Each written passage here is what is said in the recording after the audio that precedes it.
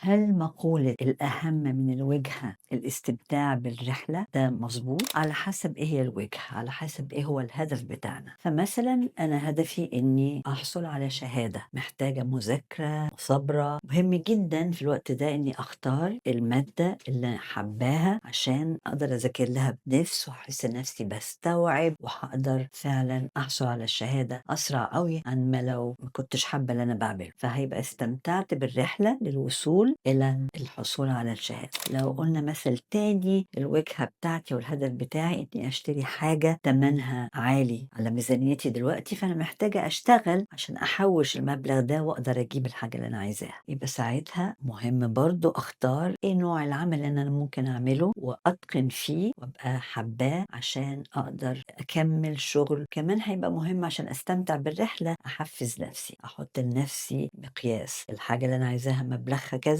فأنا بشتغل دلوقتي هقعد أجيب كذا، هياخدني مدة قد إيه، فأبقى موضبة نفسي نفسيا وأحفز نفسي وأقعد أكتب أنا جبت كذا فاضل لي كذا، جبت كذا بقى فاضل لي أقل وفاضل لي أقل، فده بيشجعني وببقى بستمتع بالمشوار بتاعي. لو قلنا مثل ثالث اللي هو عايزة أنقص وزني، مهم جدا أعمل رجيم مسلي وشهي، يعني أبقى باكل أكل طعمه حلو، مش أقعد أسلق بس يبقى دايما ما أعرفش فراخ مسلوقة خضر مسلوق طهق نفسي، لا هبقى متسلية وحابة اللي أنا بعمله. وبرضو أحط لنفسي هدف، أبقى باخد مقاييسي مثلا وأشوف كل شوية لو وصلت لكذا فاضل لي بس كذا، دي تبقى استمتاع بالرحلة. إمتى بيبقى المعادلة مش مظبوطة؟ لو برضو نفس المثل عاوزة أنقص وزني بس في نفس الوقت أنا مش عاوزة أحط ولا ضغوط عليا أو أحط شروط عليا، هقول مثلا تبع نظام خاطئ، هقول هاكل مرة واحدة في اليوم بس في المرة دي هاكل كل اللي أنا عايزاه، مفيش بقى مش هاخد بالي إنه ما أكلش سكريات كتير، ما أكلش حاجات